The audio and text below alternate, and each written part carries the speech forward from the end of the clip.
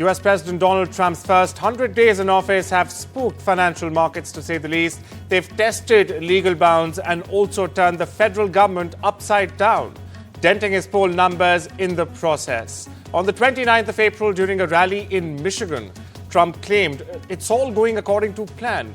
His second administration has opened with a furious blitz of consecutive policy focused around deportations, deep cuts to federal agencies, and even tariffs.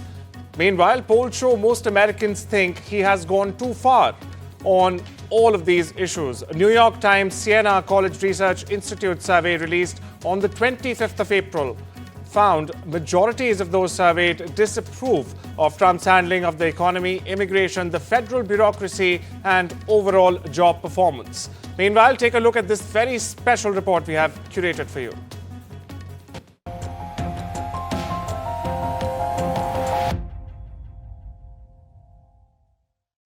April 2nd, 2025 will forever be remembered as the day American industry was reborn, the day America's destiny was reclaimed, and the day that we began to make America wealthy again. In a few moments, I will sign a historic executive order instituting reciprocal tariffs on countries throughout the world. 100 days and the trade winds have shifted into a perfect storm. With a pen and a punchline, President Donald Trump has turned the rule book inside out. From the checkout counter to Wall Street, the world is feeling the whiplash. Tariffs slapped, paused, and slapped again, then threatened to be lifted, have kept global markets dancing on eggshells. The result? Billionaires bleeding millions, consumer sentiment nosediving to its lowest in years, and the IMF, well, trimming global growth projections. Corporate America is hedging its bets, guidance slashed, investment shelved, and the global supply chain jammed in reverse. On China, it's a ping-pong match of talks and denials. Trump says one thing, Beijing says another, and the world holds its breath. Deals with India, Japan, and Korea still in the talking shop, and geopolitical dreams from buying Greenland to annexing Canada are stirring more anxiety than applause. Trump 2.0 may care about markets, but the presidency is writing a different manual. Less about trade and more about terrain. The train is moving fast, and the question is, who's driving and where's it going? Arjun Samar Mahendran for NDTV World.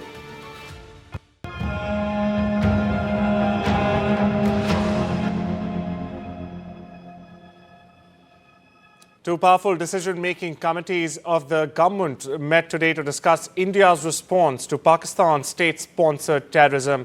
This after terrorists killed at least 26 tourists in Jammu and Kashmir's Pahalgam. Tension is rising between the two neighbors. PM Narendra Modi, meanwhile, is holding a crucial meeting of the Cabinet Committee on Political Affairs, or the CCPA. It's the most important committee for perspective of the cabinet that has also been dubbed the Super Cabinet. It comes right after a meeting of the Cabinet Committee of Security, or the CCS, after the first round of the CCS meeting. In fact, the government had announced a series or a slew of non-military measures against Pakistan.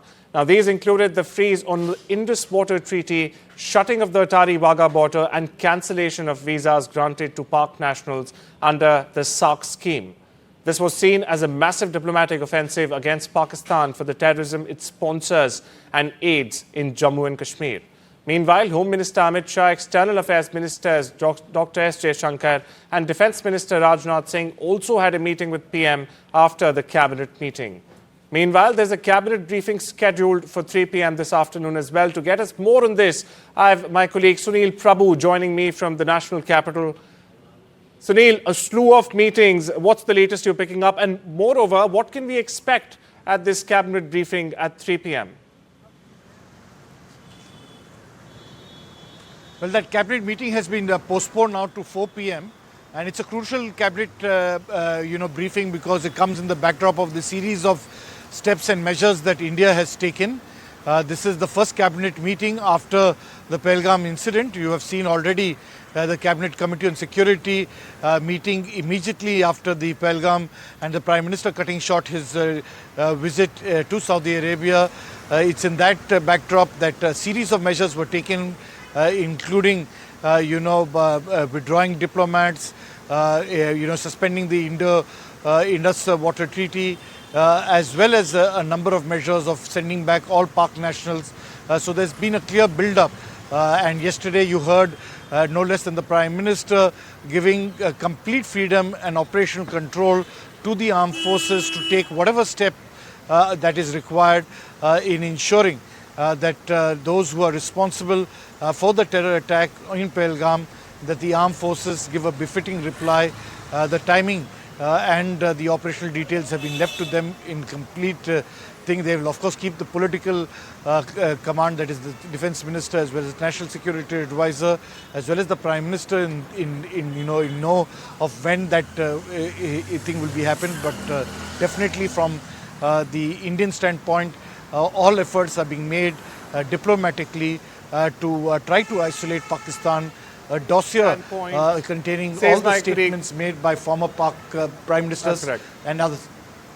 Yes, all efforts, in fact, are being made from the Indian side, underlines my colleague Sunil Prabhu. Thank you so much for getting us the latest.